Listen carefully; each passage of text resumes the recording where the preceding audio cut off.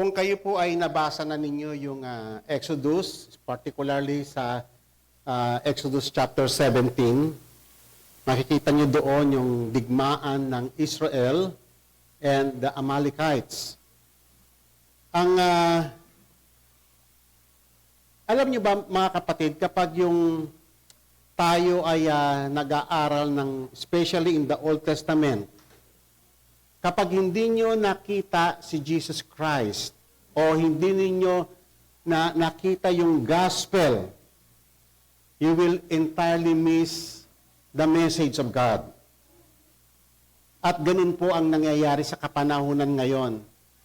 Kadalasan, kapag nababanggit yan sa mga pagtuturo, even sa mga Sunday school, sa mga ibang mga pagtuturo, one time nga nanood ako doon sa TV nanood ako ng mga kilalang mga preacher, and then ang laging ending kasi ang laging takbo ng kwento, para bang tayo lang yan, nakipagdigma tayo sa forces of darkness, para bang all by ourselves. Na kinakailangan parang tayong si Moses, nakataas ang kami ng ganyan and we will win the victory. So yun po yung isang problem natin karaniwan. So maganda na tayong lahat ay matrain. Every time you read the scriptures, especially in the Old Testament, it talks about Jesus Christ. Sabi nga ni Moses sa mga Pharisees. Sabing gano'n, nainiwala kayo kay Moses, pero si Moses, sumulat siya ng patungkol sa akin. So, ibig sabihin, lahat ng account na sinulat ni Moses, si Jesus Christ ang goal. So, minsan tayo, hindi natin maiwasan, kapag tayo nag-aaral ng Biblia, ang nakikita lang natin si Moses lang, si Joshua lang, si Aaron lang, si David lang. Usually, ganun Hindi mo nakikita si Jesus Christ. Samantalang lahat ng mga tao na yan, lahat ng mga characters in the Old Testament, ay ni-represent nila si Jesus Christ. Lahat ng mga tao, sila yung mga weaker version ni Jesus Christ. Sabi nga ng kinanta natin kanina walang pwedeng pumantay sa kanya kahit si Abel, yung he was a righteous man, yung kanyang blood ay dumanak, yung dugo ng Panginoon is far more righteous than Abel. He is greater than Abraham, Moses, Noah. Amen po ba? Kaya maganda sa pagtuturo sa mga bata, dapat huwag niyong mamimiss yan. Dapat ang mga bata na titrain habang lumalaki, ang nakikita nila pag nagbabasa ng Old Testament, si Jesus Christ and the Gospel. The works of Jesus Christ on the cross. Tulad po ng ating pag-aaralan ngayon. So ngayon, tatandaan mo na po natin, it is not about bravery ng mga taong nababanggit. It's not about yung heroism nila. It's not about Moses, Joshua, Aaron, Hur, whatsoever. It's about Jesus Christ and His finished work on the cross. Amen po ba? So, sapagkat ang Old Testament ay anticipation of the coming Messiah.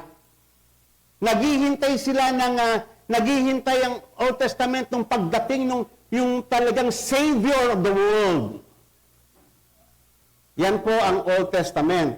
Ang mga biblical characters sa Old Testament are mga weaker versions or shadows of the things to come na na-fulfill sa katauhan ng ating Panginoong Yesus.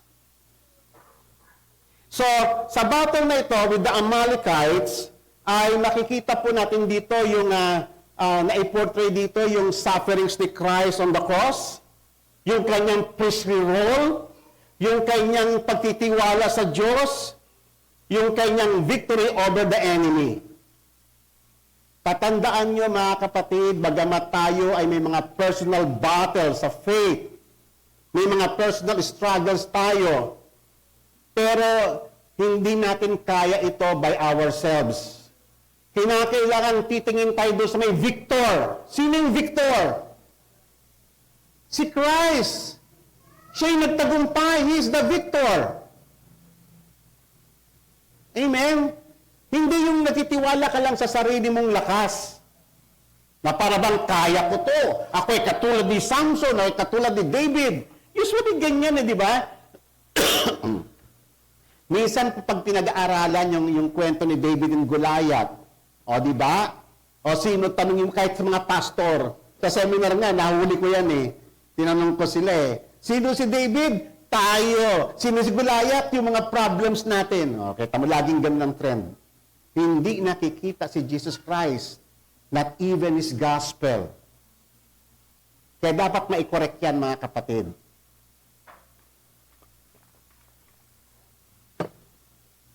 Okay. So, tatandaan po natin nang ang Panginoon ay nag-resurrect. Nagbago ng takbo ng mundo. Nag-usher na ang new creation. Nagkaroon na ng meaning ang buhay. Nagkaroon na ng pag-asa ang mga anak ng Diyos. Nag-start ng maging possible yung mga impossible. Yan po ang effect ng tagumpay ni Christ sa cross. At dapat lahat tayo ay oriented sa victory ni Christ. Nang sa ganon, ay huwag mawala ng kabuluhan yung ating mga pananampalataya. Okay. So, nag-start yung kwento sa wilderness journey. Kalalabas lang nila ng Egypt. Siguro nabasa na naman ninyo yung Red Sea crossing. Siguro naman nabasa nyo sa Exodus yung 10 plagues of Egypt. So tapos na yung 10 plagues of Egypt, pinalaya na ang Israel, and then hinati ng Diyos ang dagat, yung mga pursuing Egyptians ay totally wiped out doon sa Red Sea. And then, ito na po yung tagpo na sumunod. Nagta-travel sila going to Mount Sinai. And then habang sila ay nag-travel, napadaan muna sila sa may wilderness of Shur. Tatandaan niyo, puro wilderness ito Wilderness. So, unang dinaanan nila ay naglakbay sila sa wilderness of Shur. Siyempre, ang init-init doon. Di ba? Walang yelo, walang tindahan. Nauuhaw yung mga tao after 3 days ng kailang journey. Natural yung nauuhaw. Pero alam nyo ba mga kapatid, ang ating Diyos, ugali ng Diyos, no, sa ating mga, lalo na sa ating mga baguhang mga kapatid, ugali ng Diyos na tayo ay ilalagay sa mga pagsubok. Hindi para pahirapan ka, kundi para turuan kang manalig sa Kanya, magtiwala sa Kanya, yung kumapit sa Kanya. Kasi nung wala pa tayo sa pananampalataya, ano ang takbo ng buhay natin? You always trusted in yourself.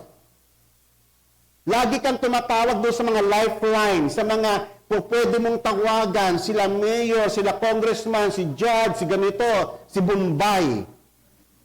Di ba? Sanay tayo sa ganun eh. Hindi tayo oriented sa way of faith, tulad din nila noon. Hindi tayo sanay sa ganun. Na tumawag sa Diyos, magtiwala sa Diyos, and this time, ang Israel ay isang bayan na bubuuin, ibabalangkas ng Panginoon bilang isang nation. Isang nation na siya ang Diyos at sila yung kanyang mga anak. Pero kinakailangan silang disiplinahin ng Diyos. Ganon din tayo. Kailangan din tayong disiplinahin ng Diyos. Turuan tayong lumuhod. Turuan tayong itaas yung kamay, manalangin, magtiwala sa Diyos. Hindi sa ating mga lakas o mga pamamaraan. And then, nag-travel sila, walang tubig, and then may nakita man silang pond, pero mapait. So ngayon, nagreklamo sila kay Moses. Nakita niyo yung kung babasahin niyo mga complaint, kitang-kita mo wala silang pananampalataya. Ang lagi lang nakikita yung, alam niyo ba ang Israel dati, para mag-isip sila parang yung mga Egyptians, naturalistic.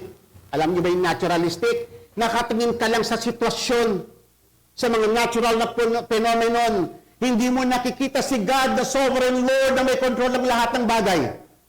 Hindi po ba ganon? Totoo po ba yon? Yes! Tignan niyo yung mga problemang dumaraan sa buhay natin. Di ba? Ganon ang approach natin lagi. Pag may problema, akala mo yung asawa mo yung salarin, akala mo yung anak mo yung salarin, akala mo yung nanay mo yung salarin, akala mo sino. Hindi mo nakikita si God.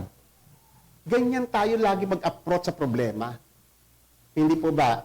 Pag may sakit, may karamdaman, may biglang ganito, ang tay-tahimik mo, biglang kapitbahay mo, biglang binabangayan ka, nang hindi mo walang kaabog-abog. Sino ang sovereign sa lahat ng pangyayari? Si God. Tinitrain niya tayong magtiwala sa Diyos. Tinitrain niya tayong tumayo sa pananampalataya. Amen. Amen po ba? Lahat po ba tayo guilty doon? hindi daw po. So ngayon, tatandaan po natin sa kanilang wilderness journey, walang pong wala yung hindi alam ng Diyos. Lahat ay directed ng Diyos. Kung nakikita nyo yung cloud na yun sa likod, yan po yung pillar of cloud. It is the Holy Spirit guiding them in their journey. Siya ay nagdala sa kanila doon sa mga lugar ng problema tulad ng pag-uusapan po natin mamaya. It is the Holy Spirit. Hindi ba basahin niyo yung Matthew chapter 4? Sino ang nagdala kay Jesus Christ doon sa temptation kay Satan? Hindi ba ang Holy Spirit? Basahin niyo yung Bible. Kaya tatandaan niyo po lagi yan. Walang isolated na pangyayari sa buhay natin. Lahat ng iyon ay ina-appoint ng Diyos. Kasi ganyan ang ating Diyos. That's the God of the Bible.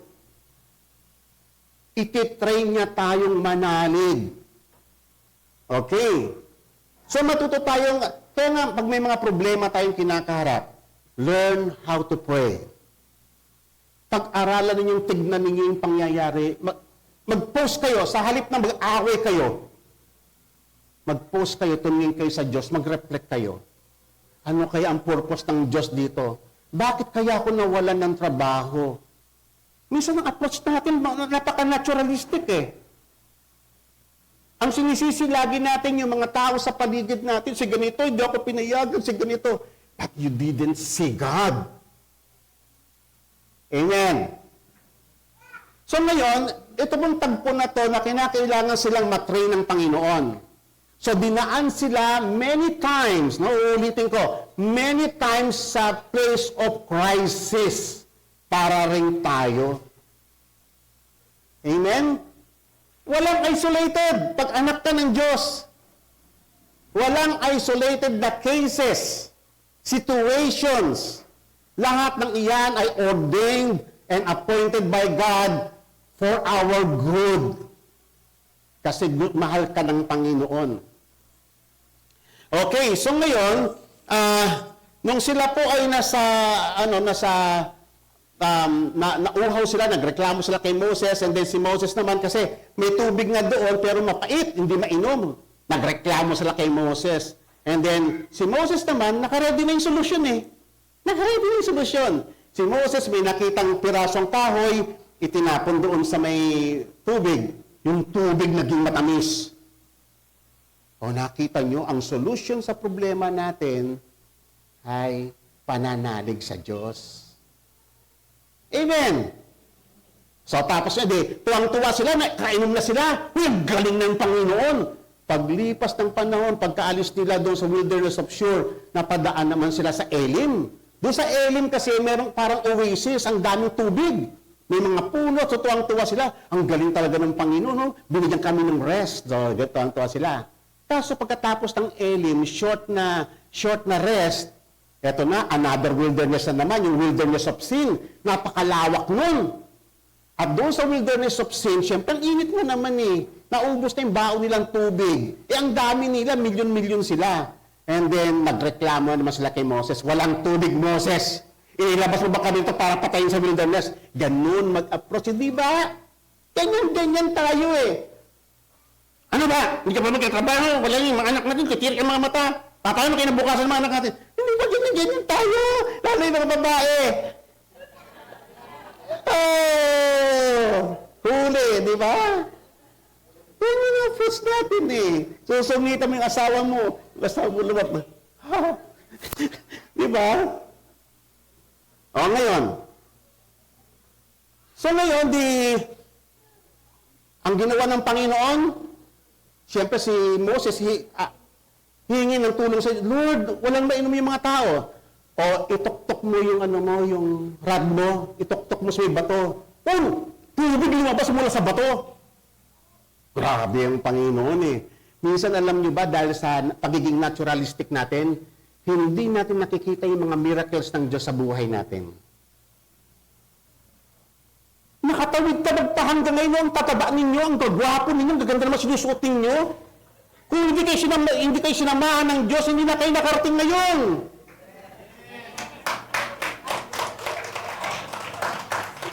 Hindi nila nakikita ang kamay ng Panginoon. Itinawid niya tayo magpahanggang ngayon. Iningatan niya tayo. Yung mga anak natin sinustay ng Diyos.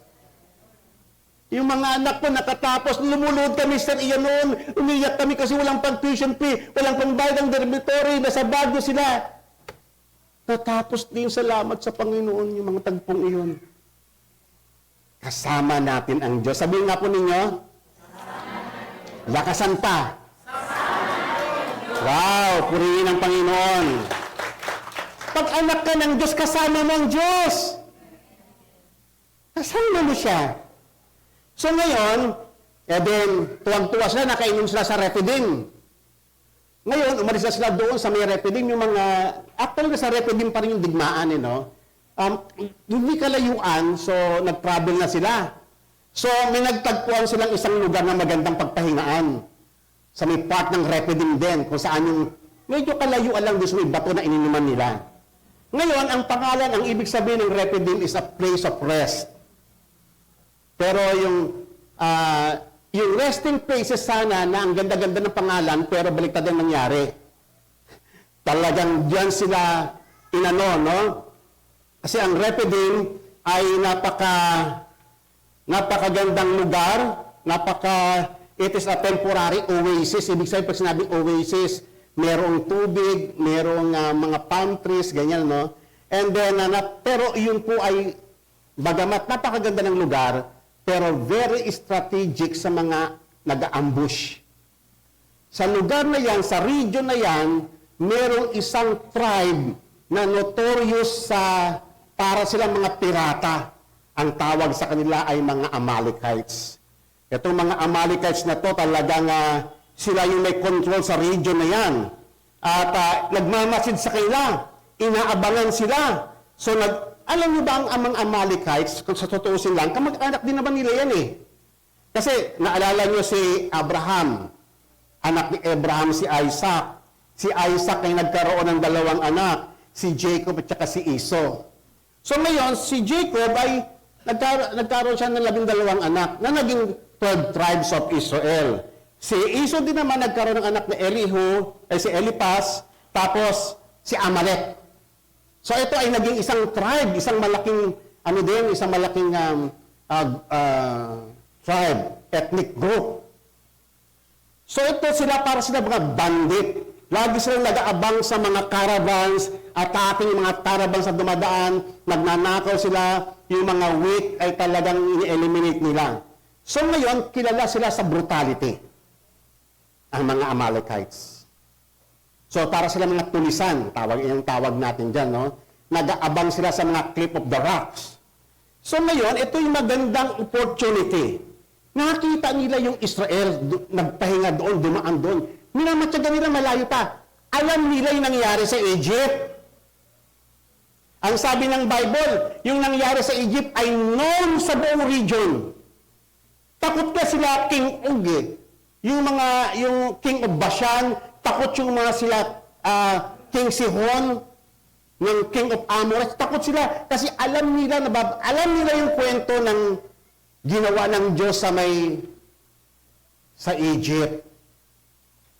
And then itong mga Israelita, nakita nila ang assessment nila, mga weak ito. Mukhang hindi ito mga army. 'Di ba? Tapos mga syempre slave for 400 years. Hindi pa, kalalabas lang nila ng hindi pa sila marunong magpostura.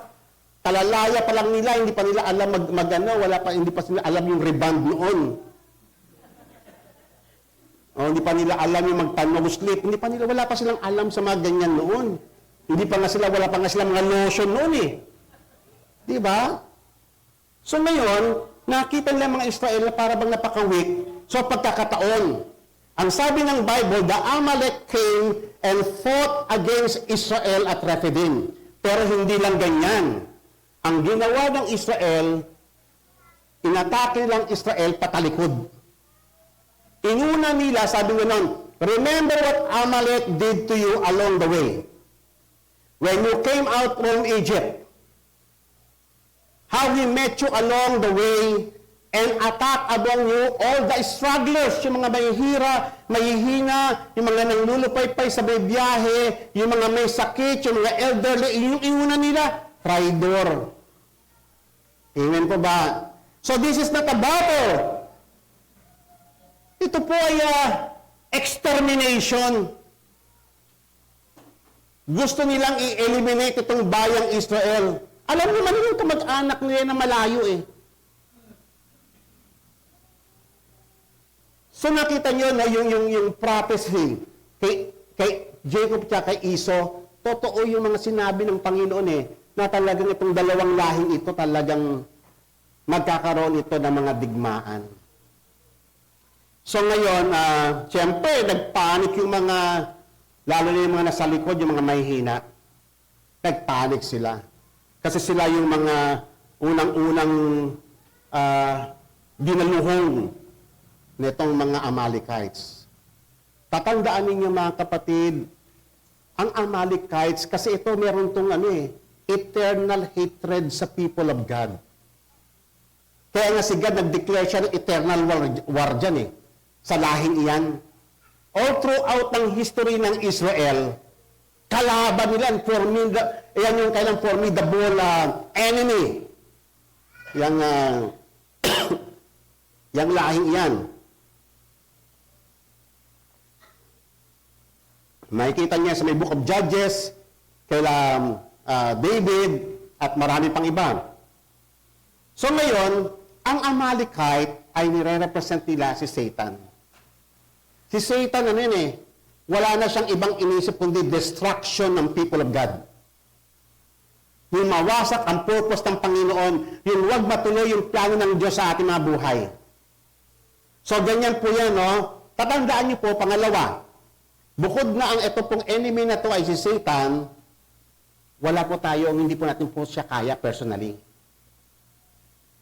Hindi po natin kaya si Satan personally. Kaya matuto tayong tumawag doon sa mas malakas sa kanya. Di ba, binanggit nga yan sa New Testament yung dadapusin siya ng mas malakas sa kanya. Dinescribe doon sa kwento ng Panginoong Yesus, si Satan para siyang maraming army, marami siyang mga weapons, pero ginapusan siya ng Panginoon. Wala siyang magawa na i-plunder yung kanyang ari-arian. Ganun pinortray ng Panginoon, si Satan hindi po siya match sa ating Panginoong Yesus. Kaya pag tayo dumarating sa mga problema, tatawag tayo doon sa victor. Amen? Yan ang isang dapat matutunan natin. Kung paano lumuhod at tumingin doon sa the victorious one. Walang iba kung hindi si Jesus. At hihingi ka ng tulong sa Kanya. Pangatlo na dapat tandaan, ang battle is not our battle. The battle belongs to the Lord. Pati yung mga pangyayari sa buhay natin, yung mga personal battle natin, yung mga trivial battles natin, all battle belongs to the Lord. Amen. Pero itong ating pag-uusapan na battle, ito yung battle na once and for all, natapos si Jesus Christ, na i-portray dito kung paano tagumpay si Jesus Christ laban sa forces of evil. So ngayon, naalala niyo ba si King David? Naalala niyo ba yung battle ni King David kay Goliath? Nakita niyo, ang Panginoon, ang pamamaraan ng Diyos sa digmaan, iba Hindi ito nasusukat sa laki, Hindi nasusukat sa laki ng iyong espada, sa iyong armor. Hindi yan nagdidictate sa battle kung hindi ang pagtitiwala sa Diyos. At iyan ang ginawa ni David. So, nanunungayo si Goliath, hinahamon ng Israel, sino matapang sa inyo? O sige, pag sino matalo, ibig sabihin, sasakupin niya na yung kabilang kampo. So, isang batang paslit, lahat ng Israel, they trembled before Goliath. Isang batang paslit na may pananalig sa Diyos, buo ang tiwala sa Diyos ang humarap kay Goliath. Walang armor, walang espada, walang shield, walang pana, kundi isang tirador. Nakita niyo paano ang battle ay hinaharap sa pamamagitan ng pananampalataya? Sabi ni David, bata pa siya noon hindi pa siya hari noon. Sabi ni David sa Philistine, "You come to me with a sword and a spear and a javelin, but I come to you in the name of the Lord of hosts, the God of the armies of Israel, whom you have taunted." Sa araw na ito ay ibinigay ka na ng Diyos sa akin at puputulin ko ang ulo mo at ibibigay sa mga birds of the sky. Oh, ito ang pakatapang ni David, ano? Actually, that is Jesus Christ. Pinapakita pa paano yung pananampalataya, paano umarap sa digmaan with faith sa Panginoong Yesus, the victor. Siya yung the victorious one. Sabihin nga ninyo, Christ the victor. Importante yan, mga kapatid. Yung confession mo sa Kanya. And then, that all the earth may know that there is a God in Israel.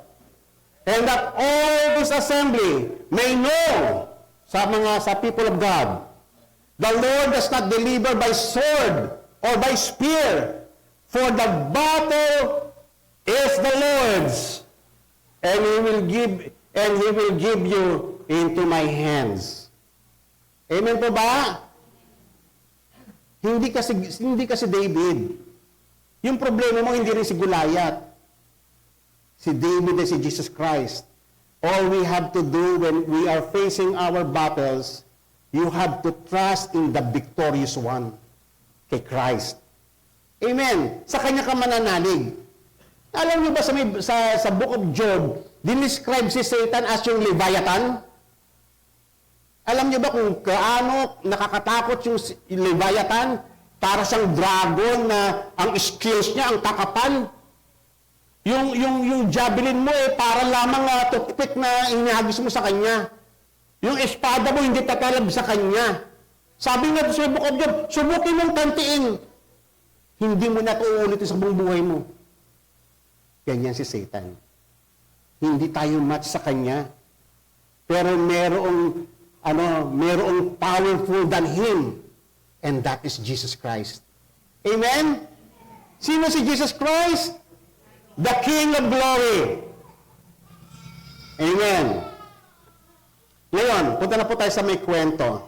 And then, inassemble ni Moses, sabi niya kay Joshua, Joshua, pumili ka ng mga tao na lalaban sa Amalek.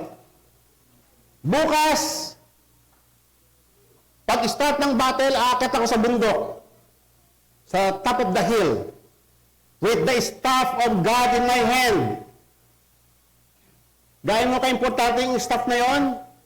Yun yung staff na ginamit ni God doon sa 10 plagues of Egypt. Yung rod na yon ang ginamit ni God para hatiin yung Red Sea. Kaya nga ang tawag ni Moses, the rod of God or the staff of God in my hand. Haharapin natin ang digmaan, Joshua. Huwag kang matakot.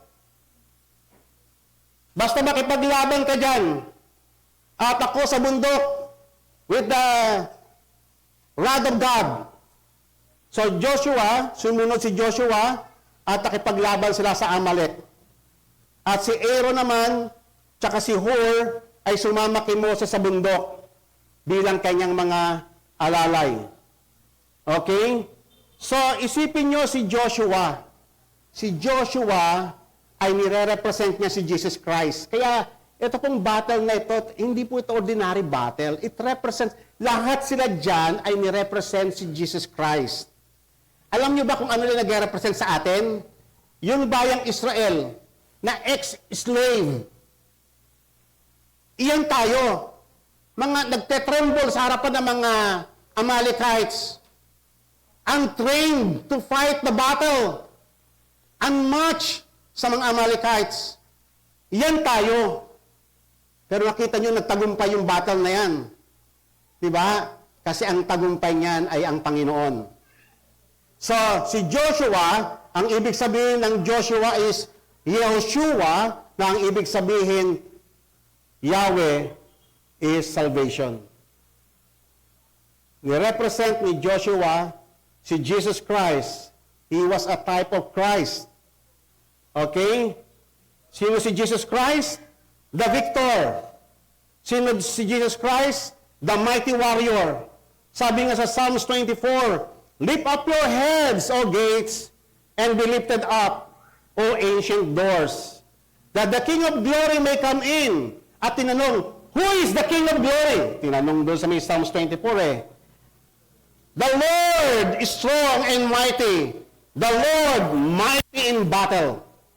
That is Jesus Christ. Amen?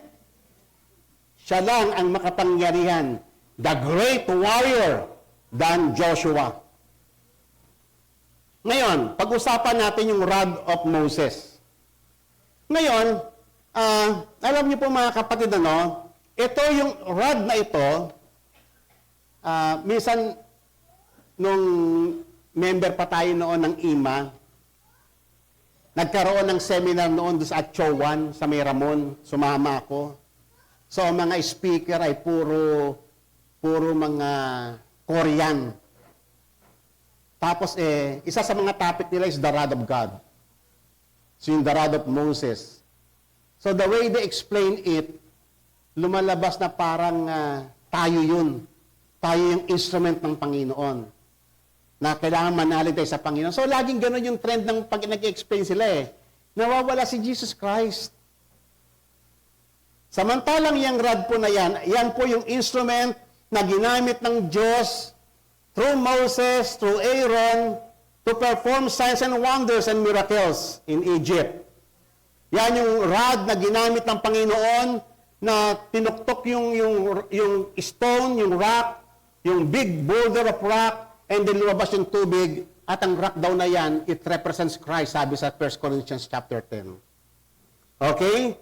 So si Aaron, at saka si Moses, at saka yung rock, they represent Jesus Christ.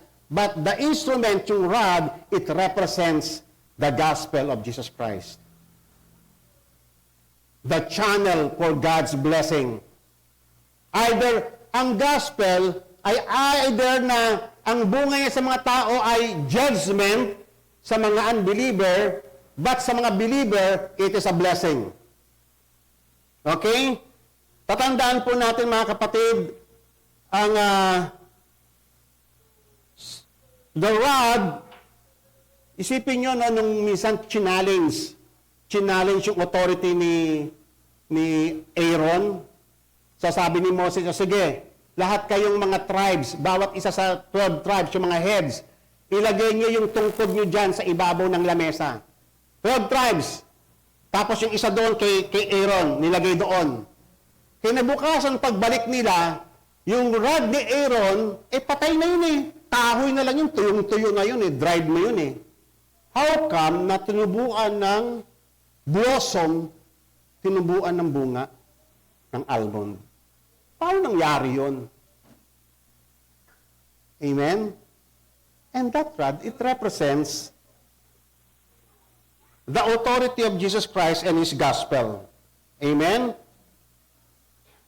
It represents the cross of Christ, the victory of the gospel message, the instrument used by God to display and demonstrate His power, His righteousness, His kindness, and compassion to His people. Hindi po ba? Ang gospel is the power of God. Sabi nga po dito sa may 1 Corinthians chapter 1 verse 18 to 19. For the word of the cross is foolishness to those who are perishing, but for us who are being saved, it is the power of God.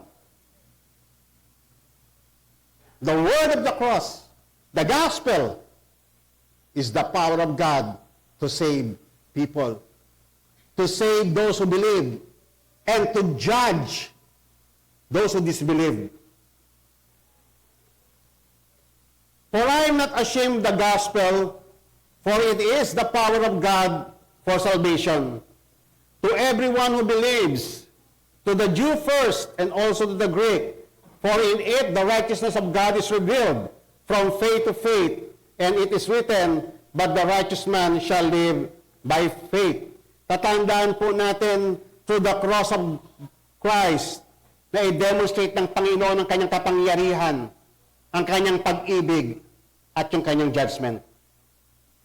Lahat ng iyon ay na-meet doon sa cross. It is a sign of judgment kasi doon hinatulan ng Roman Empire si Jesus Christ. Pero it's also the emblem of love and compassion and victory. Yan po ang ibig sabihin ng cross sa atin. Na ang pinaka-central truth ng cross is the atonement of Jesus Christ, His vicarious sacrifice, His victory over sin, curse, death, and Satan.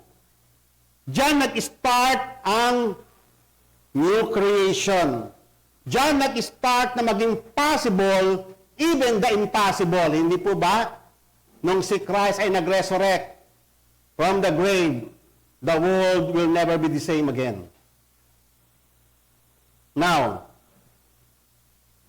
for judgment, sabi ng Panginoong Yesus, for judgment I have come into this world, so that the blind may see, and those who may see may become blind. So ang ibig sabihin, yung mga nagpapakumbaba sa Panginoon, those who believe, their eyes will be opened. Pero doon sa mga, ang tingin niya ay matalino siya, ang tingin niya righteous siya, they don't need Jesus Christ, mabubulag sila. He who believes in Him is not judged, but he who does not believe has been judged already, because he has not believed in the name of the only begotten Son of God. Sabi nga ni Apostle Paul, we are the fragrance of Christ to God among those who are being saved and among those who are perishing. To the one, an aroma from death to death. So, sino daw si Jesus Christ sa mga unbeliever? An aroma from death to death. Pero sa mga believer, to the other, an aroma from life to life. Amen po ba? Yan ang effect ng gospel sa atin. Buhay. Nabubuhay ang lahat. Ang patay nabubuhay. Amen. Tatandaan po natin, the gospel of Christ serves as the standard for judgment against those who reject it. Now, balik po tayo sa may kwento. Isipin mo, kinausap ni Moses si Joshua na mag-assemble ng mga warrior. Sino yung mga warrior? Mga ex-slaves, mga amateur, first time na humawak ng espada. They trembled before the Amalekites. Amen? Eh, ang alam lang nila yung mga bricks na gumawa ng bricks.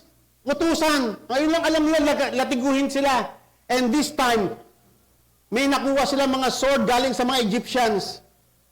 First time nilang humawak ng sword. First time nilang pupunta sa may battle without any battle formation. Hindi nila alam yung mga battle strategy. Hindi nila alam yung mga battle plan. Wala silang armor. Hindi kung ano yung mga damit nila, kung ano yung iniwan galing doon sa may Egypt ng mga damit nila. Isipin nyo yun, ano?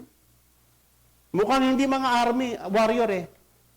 Kaya nga ang battle, mga kapatid, ay hindi, ang battle po natin, ay hindi dahil sa lakas ng tao, kundi sa pamamagitan ng pagtitiwala sa Panginoon. Amen po ba? Sino nga uli si David? Akala ko may sabing ako po. Okay. So, ayan po tayo. Nire-represent po yan yung Israel, yung unskilled, amateur. Yan po tayo. Na hindi tayo kailanman mananalo sa battle without asking the help of the divine. Amen? Ito namang mga Amalekites, very confident sa kanilang mga sarili, uy, akala lang mga pipitsugin lang ito. Comparing sa kanilang mga sarili na sanay na sa digmaan. So, na-underestimate nila ang Israel. Ang hindi alam ng Amalekites, yung mga taong iyan na pipitsugin, meron silang Diyos na makapangyarihan sa lahat na hindi na nakikita. Amen!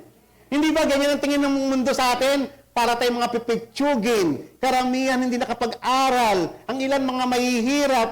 Yung mga yan, mga born again. Actually, minamap tayo ng mga mayayaman ng mga matatalino. Ang hindi nila nakikita si God. Ang Diyos ay kasama natin. Hindi nila alam yon. Nagtataka na lang sila, bakit kaya kakaiba siya? Di ba? Kakaibang behavior niya. Bakit kaya nagtataka yung mga ang mundo? Ang di nila alam si God. Siya ang Diyos natin. Amen po ba?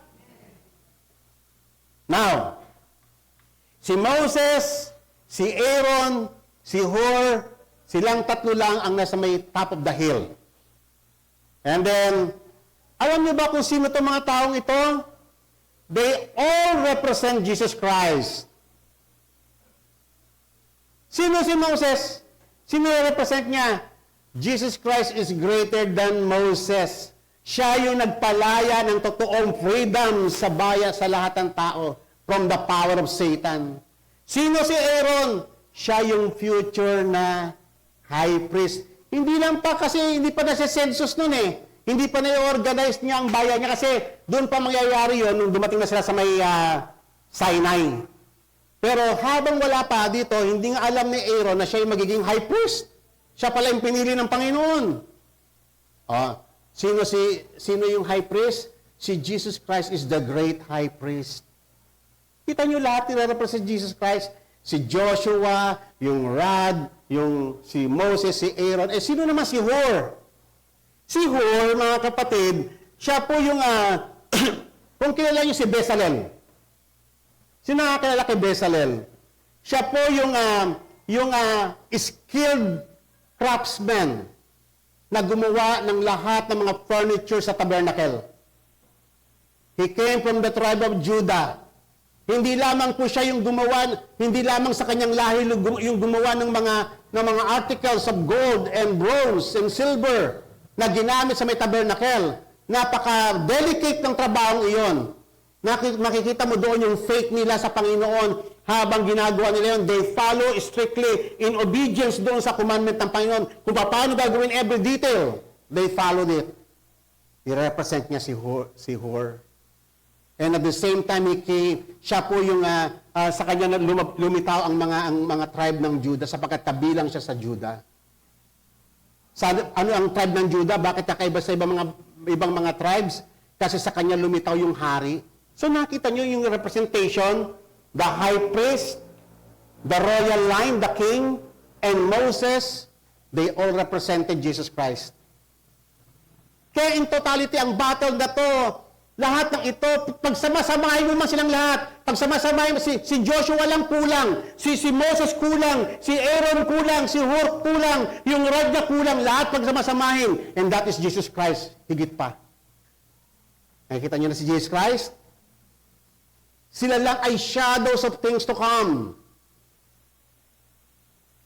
Lahat ng iyan, nirepresent nila yung kahinaan at mamaya makikita nyo yung kahinaan.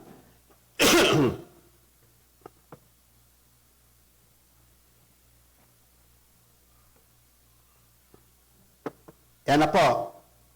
Silang tatlo, nag-represent sila kay Jesus Christ. Now, si Moses po mga kapatid, hindi lamang po siya nandun sa may bundok para itaas lang yung kamay ng ganon. Hindi po siya. Yung mali po yun. Kung yun lang nakikita nyo doon, hindi po. Si Moses po ay naroon, tatandaan nyo, nire-represent niya si Jesus Christ. Siya po ay nandoon to intercede, to pray to God, magtiwala sa Diyos, humingi ng tulong sa Diyos. Di ba? Ganyan-ganyan ang ginawa ng Panginoong Yesus as intercessor. Wala nang higit pa sa intercession ni Jesus Christ in behalf of His people. Kung si Moses ay faithful sa kanyang tahanan, si Jesus Christ is far more faithful sa household of God. Kung si Moses, itong ginawa niya na ito ay symbolizes yung intercession, how much more intercession Jesus Christ? Amen? At ang intercession, it pays a high cost. Napakahirap nung dinaanan ni Moses dyan. Yung pagtaas ng kanyang kamay, hindi po biro yan mga kapatid. It pays a high cost. Okay? And that is the role of our Jesus Christ. Now, look at the battle. So, nag-start yung battle. Si Moses na sa itaas with arms lifted high. And si Joshua, sila yung nasa ground. Sila yung nakipag-battle. Pare-parehas na i-represent yung trabaho ng Panginoong Yesus. Alam niyo ba ang pagkakaiba sa may battle na to? Ito lang yung tanging battle na kakaiba. Why? Kasi it defied all military logic. Saan ka nakakita ng digmaan na kailangan pag nakatasyo kami ni Moses mananalo ang bayan at pag nakababa matatalo ang bayan? Saan ka nakakita ng digmaan? Amen.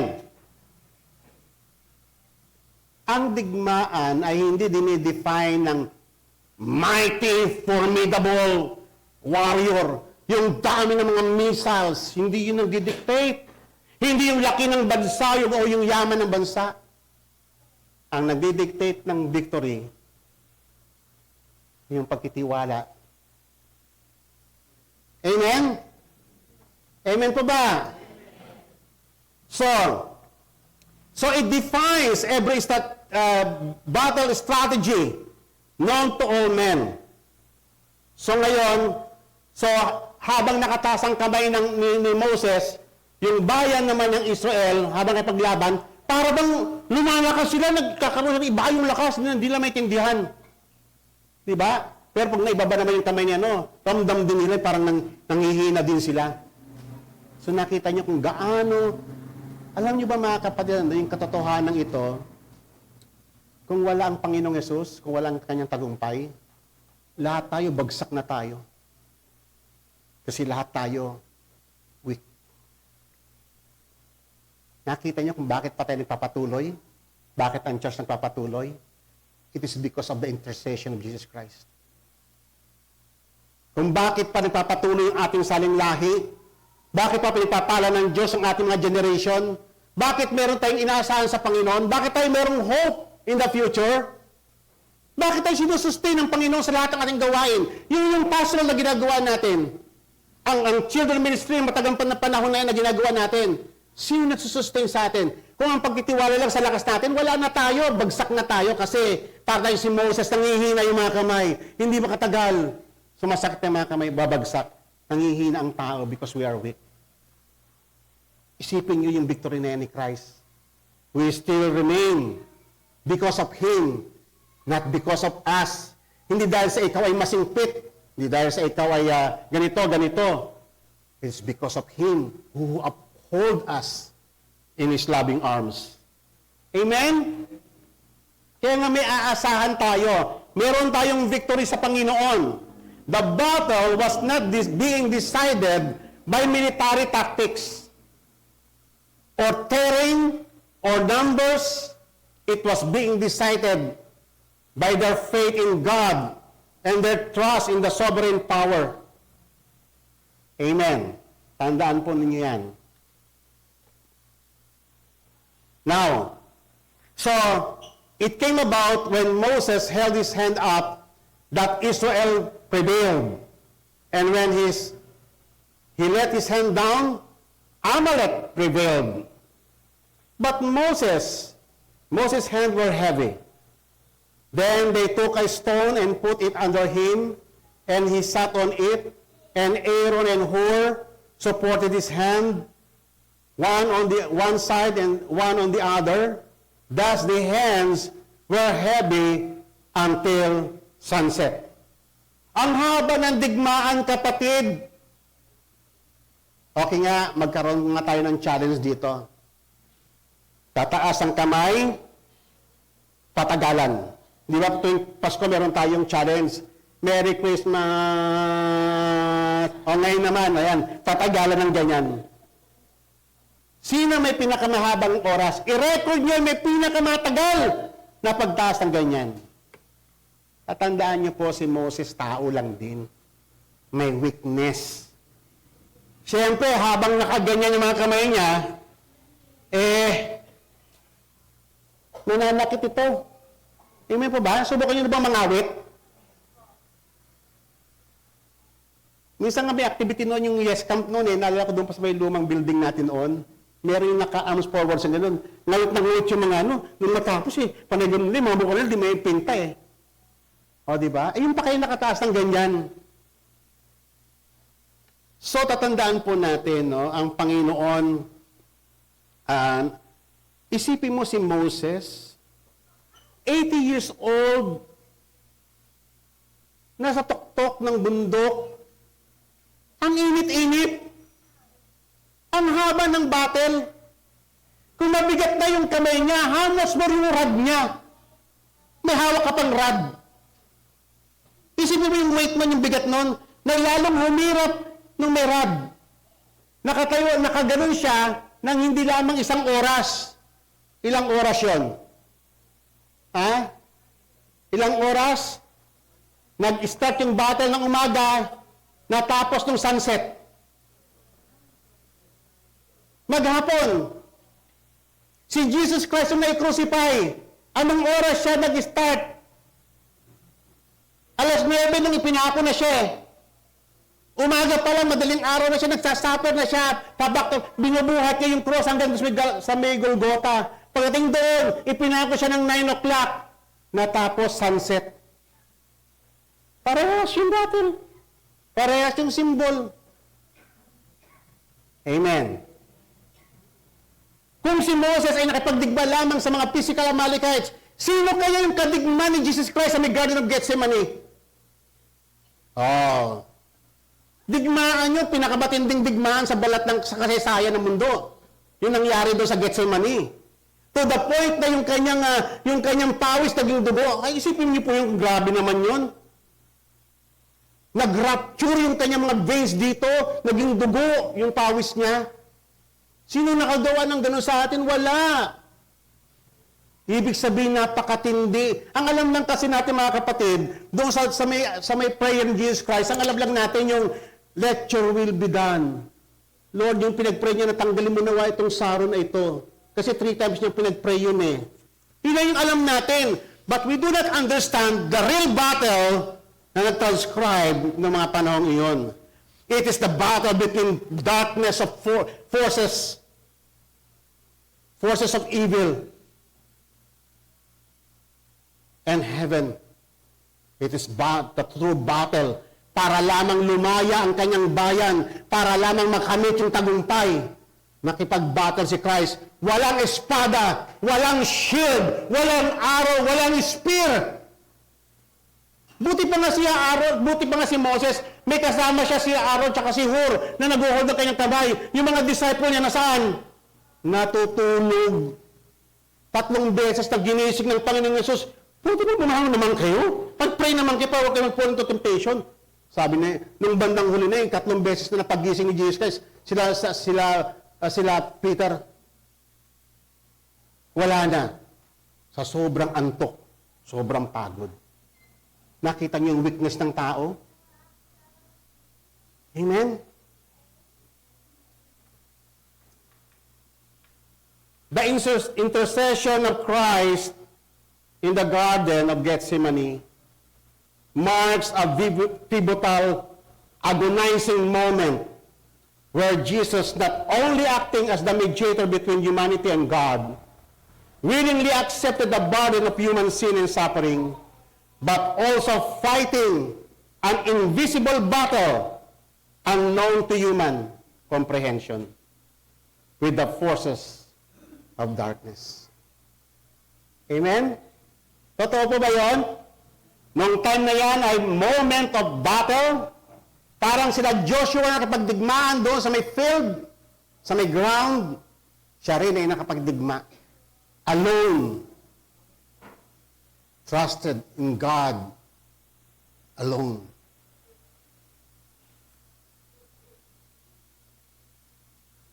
So, Joshua overwhelmed. Joshua overwhelmed Amalek and his people with the edge of the sword. The Lord said to Moses, "Write this in the book of memorial and recite it to Joshua, that I will utterly blot out the memory of Amalek from under heaven." Amen.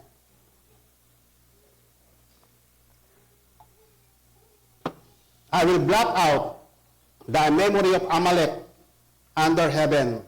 And then, nag-build ng altar si Moses at tinawag niya yung altar na yon na The Lord is my banner. Jehovah Nissi. Yang altar po na yan ang nagpapaalala sa ating lahat that the battle belongs to the Lord. That victory belongs to Jesus Christ. Amen. Yan po yung nawawala ngayon sa mga preaching. Pinipreach din naman yung Jehovah Nissi. Nagiging kantang nga eh. Pero nakalimutan na nila yung totoong ng transcribe through the gospel. Tatandaan po natin, the Lord is my banner. This means that the Lord Himself is the standard or banner under which His people fight the enemy.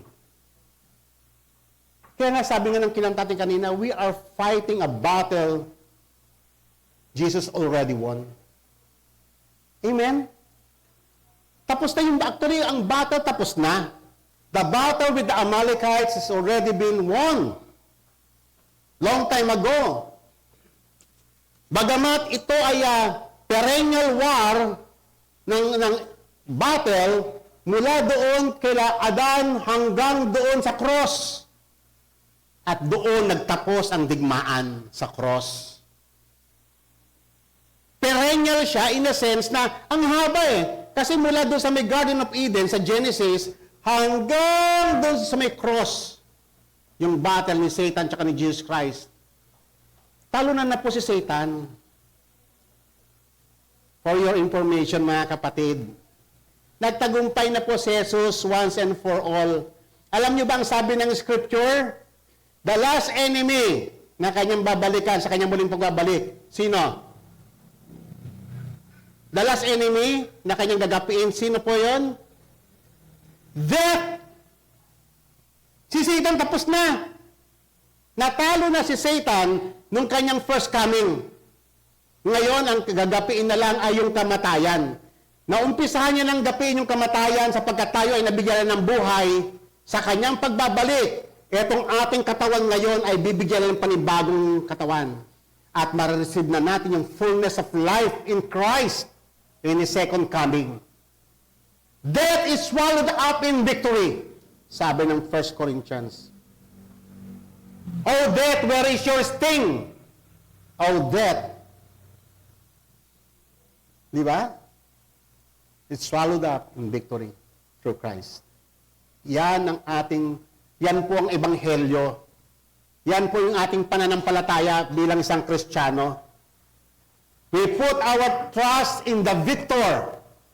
Jesus had no physical sword. He has no spear, no arrows, no armor in His battle with the force of darkness. But by the breath of His mouth, sabi sa Revelation, by His words, by His truth, His obedience to God and to death, He won the battle overwhelmingly. He is victorious over sin, over death, and over Satan. Amen? So, paano na lang yung mga personal battle lang natin ngayon? Alam niyo ba, Yung, di ba yung pangako sa proto-evangelium na dudurugin nung anak ni, yung seed ng righteous, dudurugin niya yung ulo ng serpent. And that is Jesus Christ ang dumulog sa ulo ng serpent. Kailan nangyari yon? Sa cross, sa kanyang resurrection. Nadurog niya yung ulo ni Satan. Si Satan ngayon para na lang siyang roaring lion na wala ng pangil sa atin ng mga anak ng Diyos. Hindi niya na tayo makanti, hindi na tayo magalaw. Sa mundo, yes, meron pa siyang ano dyan. Pero sa atin, sa people of God, hindi niya na ano. Wala na siyang hold. Wala na siyang power over us. Kung babasahin niyo yung Book of Revelation, kung paano ang church ay protected by the power of God. Kahit na anong attempt ni Satan na i-destroy niya ang church, hindi niya magawa-gawa because of the victory of Jesus Christ over Satan. Amen? So, ganun po yun, na pagtagumpayan na ng Panginoong Yesus ang battle. Kaya tayo, ang trabaho na lang natin, yung mga personal battle na lang natin, unang-una sa lahat, mga kapatid, pag ikaw, when you are facing your battles in life, remember Jesus Christ, the victorious one. Sabi ng Bible, tuturuan din tayo sa Romans 16. Tuturuan din tayong i-crush yung ulo ni Satan through faith kay Christ. Amen? Kaya tayo pinapadaan din ng Panginoong Diyos doon. Parang yung Israel, kabaguhan, kalalabas na ng Egypt, tuturuan ng Diyos makipagdigma by trusting God and not to themselves.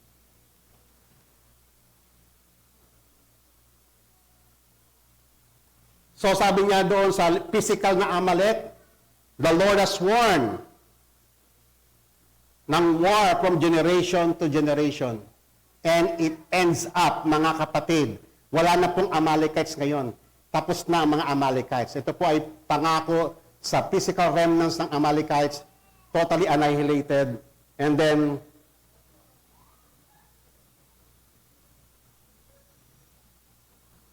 yan po yung sabi ng Panginoon, He will blot out the memory of Amalek from under heaven.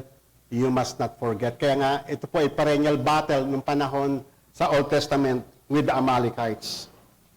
Now, tatandaan po natin ano ang inaccomplish ni Christ sa may cross.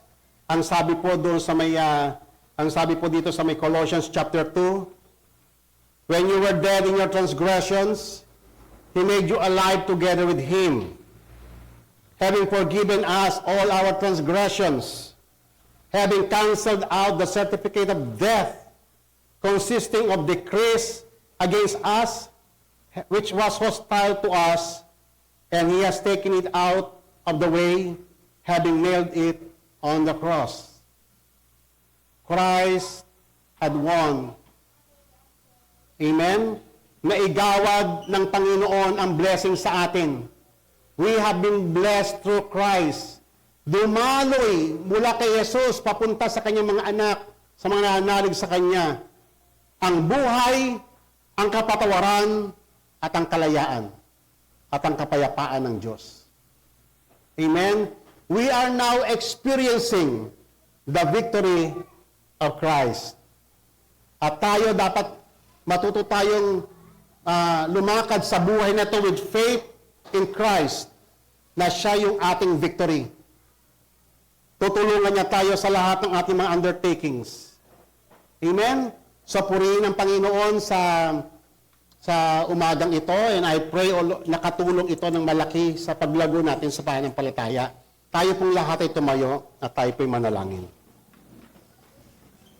Heavenly Father, we thank you, O God, for your marvelous gift to us, your Son. And you also gave us the Holy Spirit to help us in our weaknesses. Nagpapasalamat kami, Ama, sa iyong tagumpay sa krus ng Kalbaryo. At kami, Panginoon, ay nagkaroon ng kinabukasan, nagkaroon ng pag-asa. Lord, tulungan mo nawa kami, Panginoon, na kung kami dadaan sa mga personal difficulties ng buhay, sa mga hardships, maalaala po namin ang battle sa Rephidim. Kung papaano sila nanalig sa iyo, Ama, turuan mo kami, O Lord God, to fix our eyes on Jesus, the Victor One.